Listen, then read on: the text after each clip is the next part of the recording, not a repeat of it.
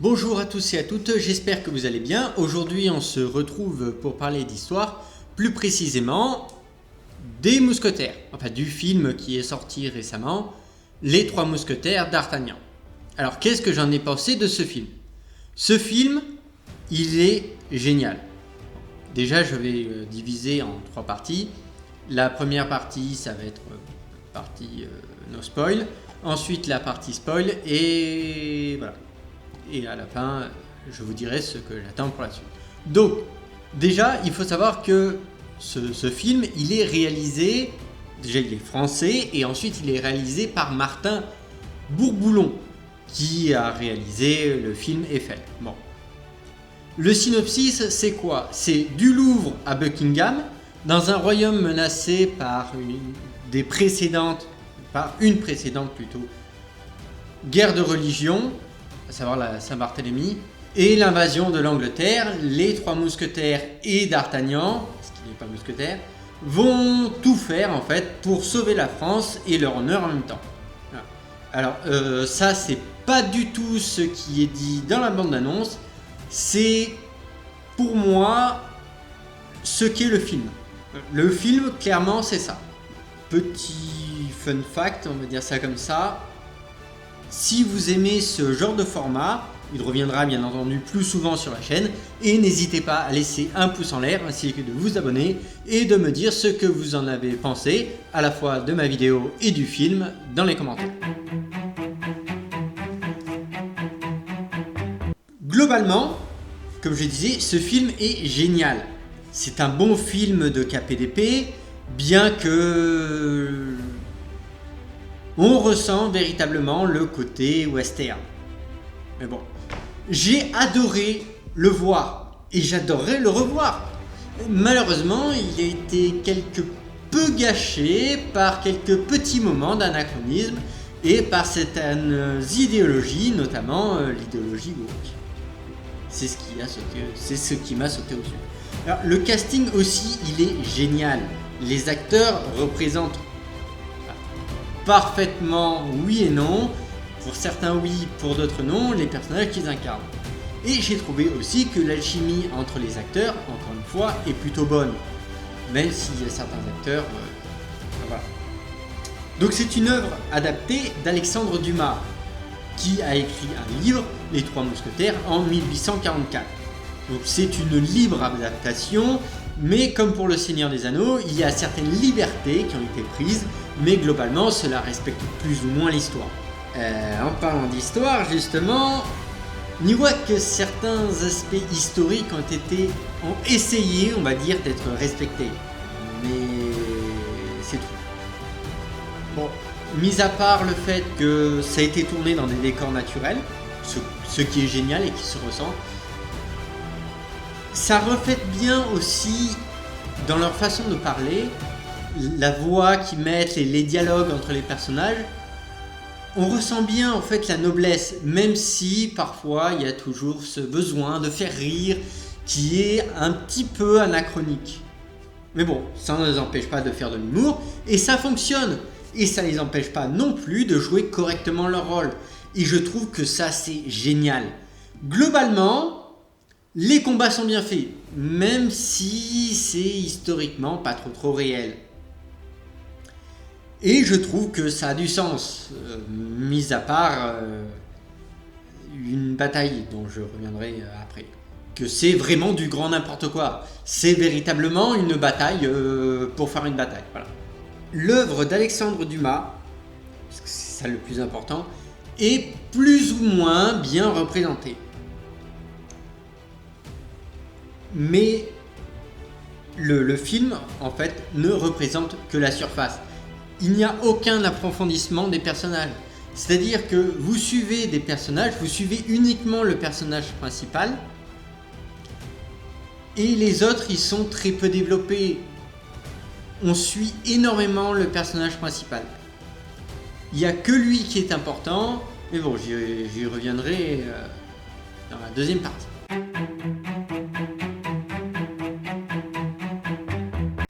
Globalement, l'histoire reste la même. La reine en fait a un amant, le cardinal veut faire tomber la reine et toute l'histoire en fait se met en branle. Et les mousquetaires vont sauver la reine et récupérer justement les ferrets de diamants qu'elle a donnés au duc de Buckingham parce que c'était son amant. Et donc pour sauver la reine et pour sauver la France, ils vont récupérer, enfin pas ils vont, c'est Arthos qui lui est menacé de mort d'ailleurs parce qu'il a été retrouvé avec dans son lit une femme morte, donc qu'il est censé avoir tuée. Donc pour ça il allait être décapité, mais il arrive finalement à s'échapper grâce à son frère. Et il part avec D'Artagnan, qui lui n'est pas un mousquetaire. Il part justement en Angleterre chercher les ferrets pour sauver la reine. Parce que le fait que la reine ait remis ses ferrets de diamants à son amant, le duc de Buckingham, ça a fait le tour de la France. Donc la France ne parle que de ça. Et la reine dément absolument ces propos qu'elle dit calomnieux. Donc pour prouver cela, elle doit les porter au mariage du frère du roi. C'est là que toute l'intrigue se met en branle. Voilà. Encore une fois, je vous laisse lire le livre ou aller voir évidemment le film.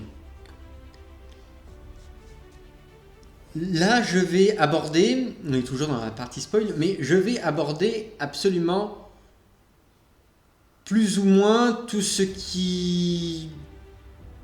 que je pouvais pas dire dans la partie no spoil, parce qu'ils ont fait un véritable travail de chien, on va dire ça comme ça, pour tout ce qui est aspect historique.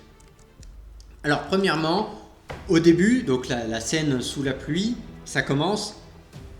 Vous avez le personnage d'Eva Green qui joue Mary, et elle a un parapluie. Un parapluie moderne. Parapluie. Alors je le rappelle, le film se déroule en 1627 et le parapluie a été inventé au XVIIIe siècle. Ensuite, donc déjà le parapluie, anachronisme parfait. Ensuite, les lunettes. Vous avez Benjamin, le frère d'Arthos, le vieux mousquetaire, qui a des lunettes rondes, anachronisme parfait. Je comprenais rien. Bon, ensuite, après, on voit que ça a été tourné dans le château de Fontainebleau, je crois. Et malheureusement, on voit le double vitrage. Ça, c'est un anachronisme, mais bon. La bataille dans les bois, c'est du grand n'importe quoi. Parce que vous avez D'Artagnan qui donne un coup de sabre, il touche pas son adversaire, mais l'adversaire il meurt. Et c'est complètement du grand n'importe quoi. Alors D'Artagnan, il se bat, ils sont à 4 contre 40, et c'est les 4 qui gagnent. Ensuite, ils ont des mousquets qui apparaissent 100 ans plus tard normalement. Seuls les fusils qui sont utilisés, alors non pas dans la bataille, parce que eux aussi ils sont anachroniques, parce que ça n'apparaît que 100 ans plus tard aussi. Donc je vous mettrai l'image, mais ce sont des fusils auxquels on ne peut pas les tenir à la main parce qu'ils sont très lourds, et il y a une espèce de fourche que l'on enfonce dans le sol avec deux dents qui est pour soutenir le fusil. Je vous dis, cette bataille dans les bois est complètement anachronique.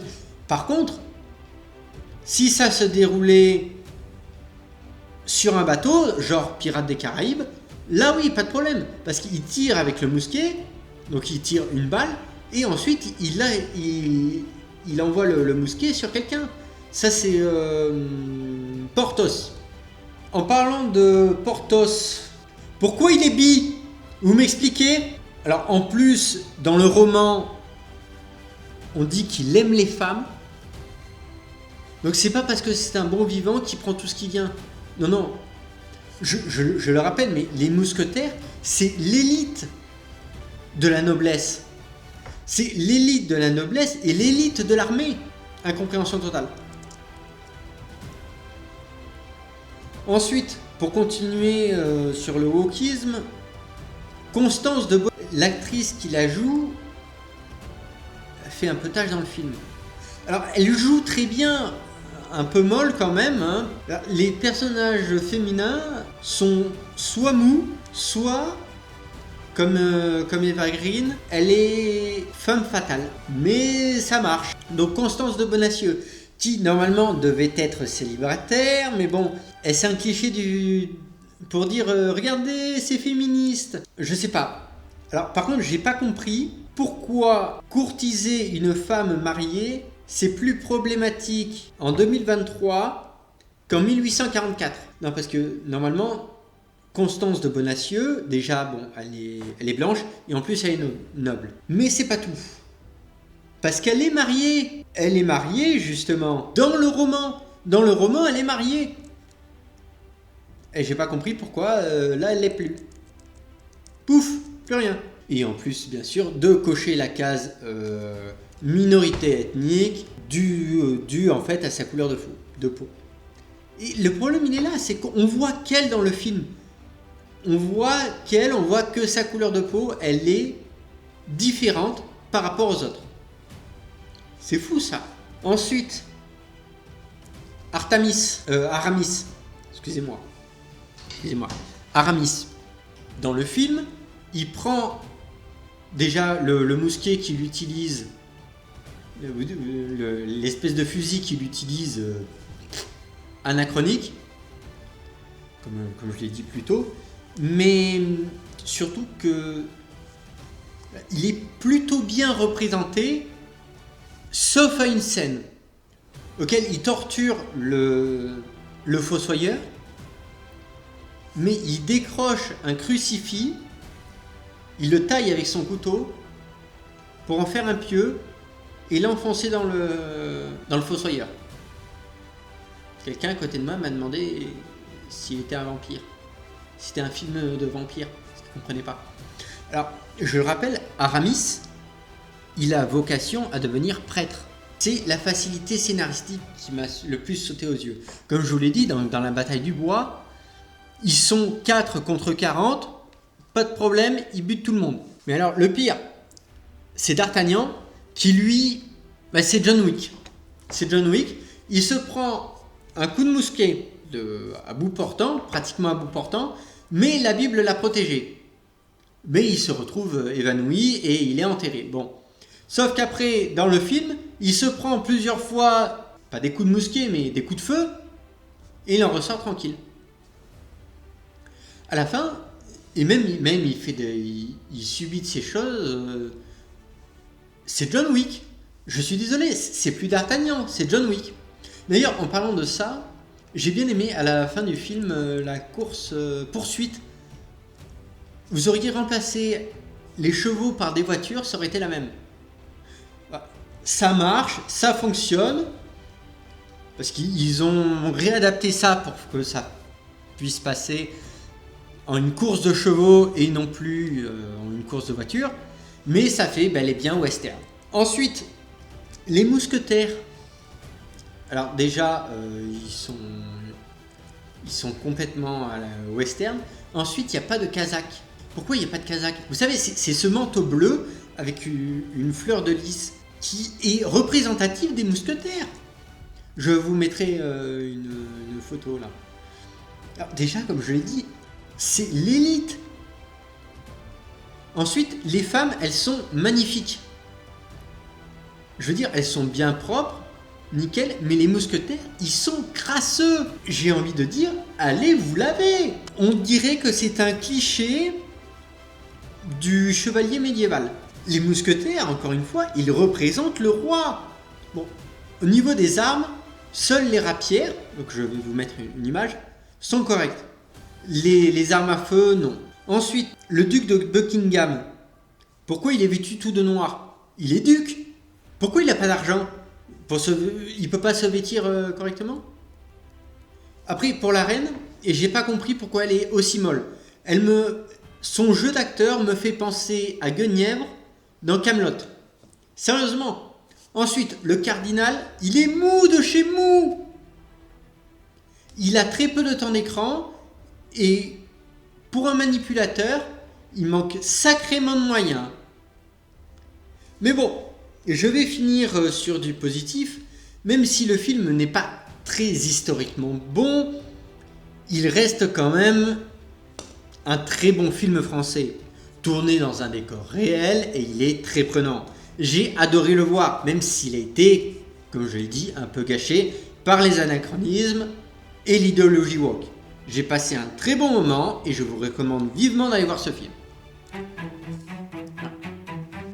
Nous sommes cette fois dans la 3e partie. Et qu'est-ce que j'attends pour la suite? Eh bien écoutez, vu que le film se termine que... Comment il s'appelle déjà? Je sais plus. Ah oui, déjà le prochain film s'appellera Milady. Et je me suis trompé, c'est pas Mary, c'est Milady. Voilà. Excusez-moi.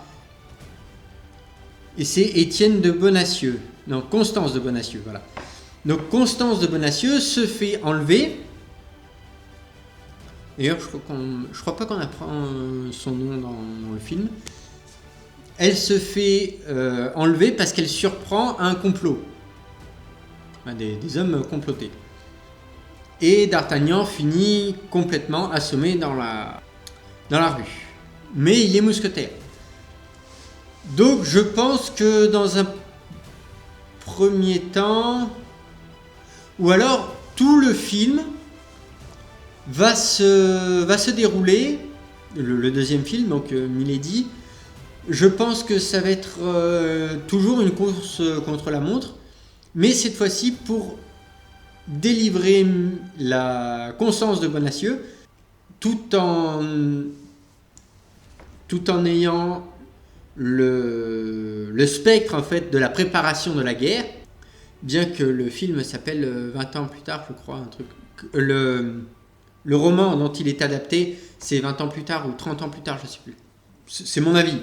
Les 4 mousquetaires, puisque maintenant ils sont 4, vont aller chercher où se trouve Constance de Bonacieux, essayer de démanteler le complot, tout en ayant bien sûr par-dessus le spectre de la guerre. Voilà. J'espère que cette vidéo vous aura plu. Si c'est le cas, écoutez, laissez un pouce bleu, abonnez-vous et écrivez en commentaire. Cette vidéo touche à sa fin, c'était Kay Frey et je vous dis à une prochaine fois.